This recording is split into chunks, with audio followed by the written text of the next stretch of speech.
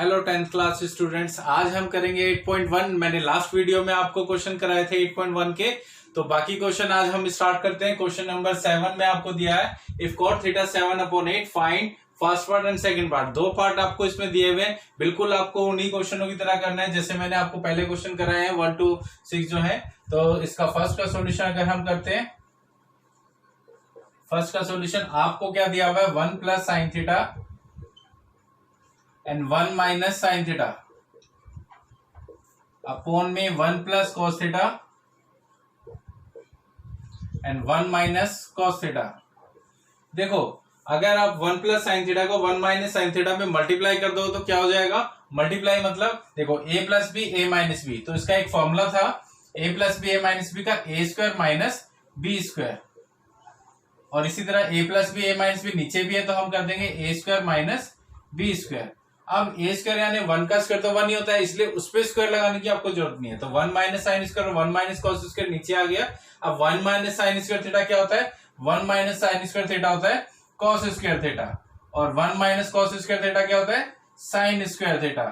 अब मैंने last video में आपको सभी फॉर्मूले जो 15-16 फॉर्मूले थे इसके वो सारे आपको लिख के दिए थे, तो आप उन फॉर्मुलोज का रेफरेंस ले लेना है यहाँ पर क्वेश्चन को सॉल्व करने के लिए। अब जैसे आपको कोस अपॉन साइन आ गया, कोस अपॉन साइन की वैल्यू क्या होती है, कोस अपॉन साइन होता है कॉट, तो कॉट स्क्वायर थीटा आ गया।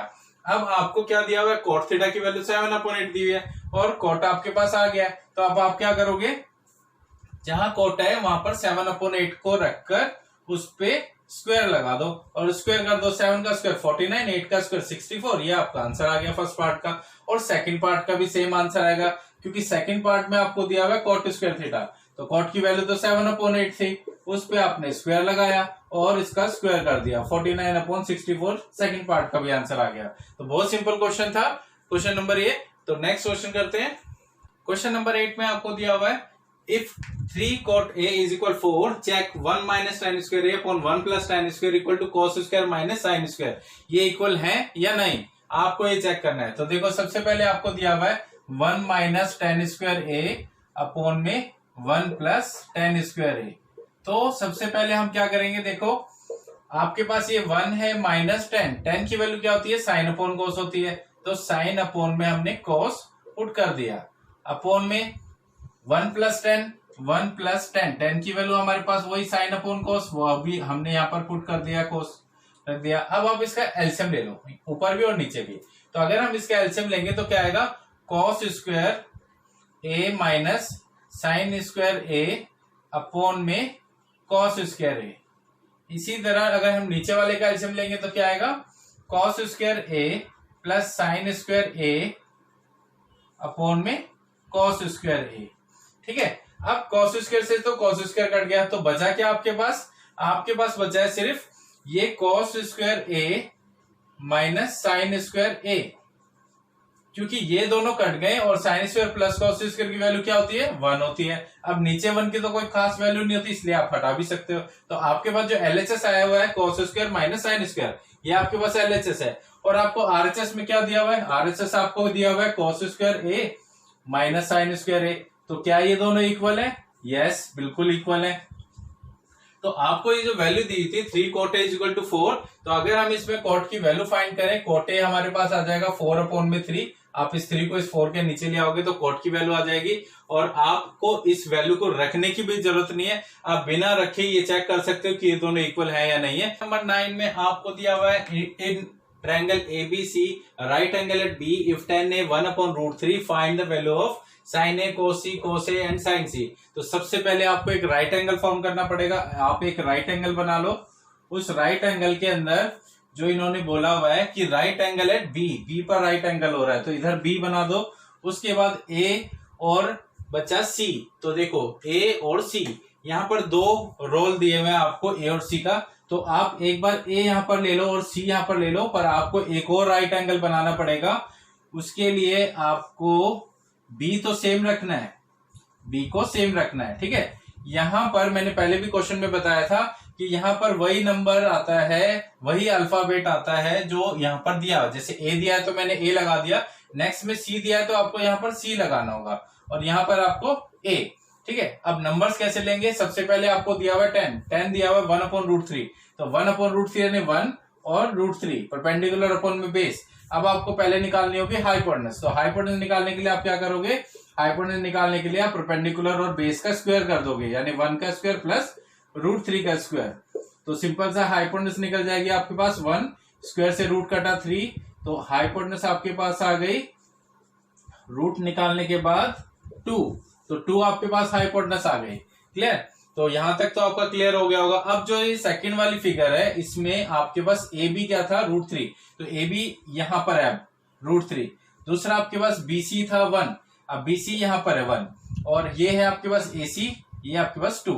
तो फिगर के अकॉर्डिंग वैल्यू चेंज हो गई है। ठीक है, अब आप यहां पर पुट करोगे तो जब साइन A बोलेंगे तो आपको A वाली फिगर से नंबर उठाने हैं, और जब आपको C बोलेंगे तो आपको C वाली फिगर से नंबर उठाने हैं। ओके, तो बोला साइन A, साइन होता है परपेंडिकुलर अपॉन हाइपोटेनस, तो आपके पास आ गया 1/2 मल्टीप्लाई कोस C, कोस C होता है, C आप यहां से लोगे तो कोस होता है बेस अपॉन में हाइपोटेनस, यानी कि 1/2 प्लस फिर कोस A, कोस होता है बेस अपॉन में हाइपोटेनस, तो √3/2 and multiply sine, sine C, तो C वाली आपको यहां से लेनी है, तो साइन हो गया आपका परपेंडिकुलर अपॉन में हाइपोटेनस यानी √3/2। अब जब मल्टीप्लाई होता है तो क्या करते हैं, सामने सामने मल्टीप्लाई करते हैं, है ना। तो अब आप मल्टीप्लाई करोगे तो आएगा 1/4, इसको भी जब सामने सामने मल्टीप्लाई करोगे तो क्या आएगा 3/4, क्योंकि 3 से जब 9 आएगा और 9 का रूट कितना होता है 3 होता है। अब जब बेस सेम होते हैं तो क्या करते हैं, कॉमन ले लेते हैं, एक 4 को लिया कॉमन और इन दोनों को हमने प्लस कर दिया, तो प्लस करके आ गया 4/4, आपने इन दोनों को कट कर दिया, आपके पास 1 जो आया वो फाइनल आपका आंसर आ गया। क्लियर, तो क्वेश्चन बहुत इजी था, बस आपको ध्यान रखना है कि आपको ये जो दो फिगर है इसमें वैल्यूज को किस तरीके से पुट करना है। में आपको देखो क्या दिया हुआ है कि cos A cos C and sin A sin C, figure आपकी सेम रहेगी, बस आपको यहाँ से वैल्यू उठा के इसमें रखनी है।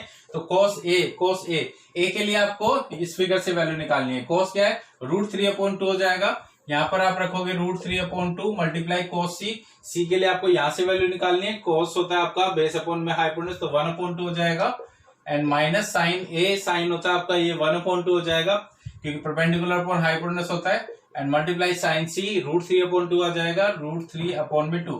वैल्यूज रखने के बाद बस आपको सामने सामने मल्टीप्लाई कर देना है, तो ये हो जाएगा √3/4 एंड ये हो जाएगा √3/4।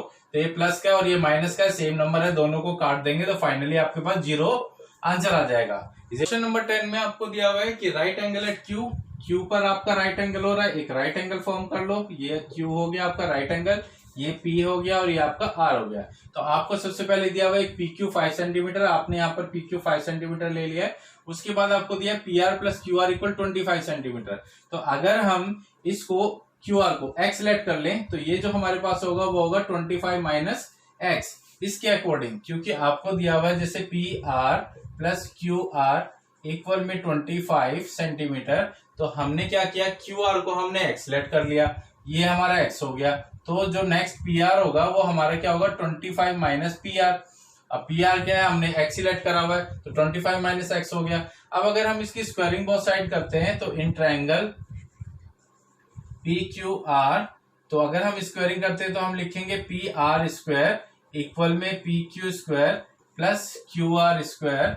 तो आप वैल्यू रखोगे PR कितना आपको दिया है 25 माइनस x का होल स्क्वायर इक्वल PQ कितना दिया हुआ है 5 का होल स्क्वायर प्लस QR कितना आपके पास x का होल स्क्वायर। अब आप इसमें a minus B whole square का फॉर्मूला लगाओगे तो आप लिखोगे 25 का square plus x square and minus 2a and b equal 5 का स्क्वायर करोगे 25 आएगा एंड प्लस x का स्क्वायर करोगे x।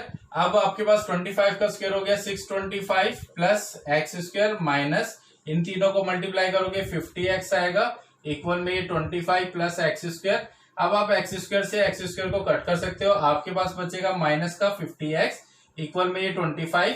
625 को आप इधर लाओगे माइनस का 625 हो जाएगा, आप इन दोनों को माइनस कर दो, माइनस करने के बाद आपके पास बचेगा माइनस का 600, माइनस से आपने माइनस को कट कर दिया और आपके पास x की वैल्यू क्या निकली 600 डिवाइडेड बाय 50। तो 50 ऐड करोगे तो क्या आ जाएगा 12 5 जो 60 होता है, तो ये आपके पास क्या आ गई x की वैल्यू आ गई, यानी x आपके पास आ गया QR। तो QR की वैल्यू कितनी निकल गई आपके पास 12 सेंटीमीटर। इसी तरह जो PR है, PR की वैल्यू कितनी निकलेगी आपके पास 25 माइनस 12, तो PR आ जाएगा आपके पास 5 से 2 गया 3, 2 से 1 गया 1, 13 सेंटीमीटर। तो ये दो वैल्यू आपके पास निकल गई। इसको आप फिगर में रख दो। ये आपके पास एक राइट एंगल था, राइट एंगल में यहाँ पर आपके पास Q था, ये P था, ये R था, जिसमें ये आपके पास 5 सेंटीमीटर था। नेक्स्ट आपके पास ये 12 सेंटीमीटर आया और ये आपके पास 13 सेंटीमीटर आया। अब आपको क्या फाइंड करना था? साइन P फाइंड करना था। तो साइन P के अकॉर्डिंग साइन हो जाएगा आपका 12/13। इसी तरह आपको cos P फाइंड करना था, तो cos P की वैल्यू हो जाएगी 5/13। और फिर आपको tan फाइंड करना था, tan P, तो tan P की वैल्यू हो जाएगी 12/5। ओके, ये आपका परपेंडिकुलर होता है, ये आपका बेस होता है और ये आपका हाइपोटेन्यूज होता है। आप इस बेस पर याद रखना। मैंने लास्ट क्वेश्चंस में आपको ये सभी फॉर्मूले बताए थे, तो फॉर्मूलों को ध्यान रखना क्वेश्चंस को सॉल्व करते हुए। ओके।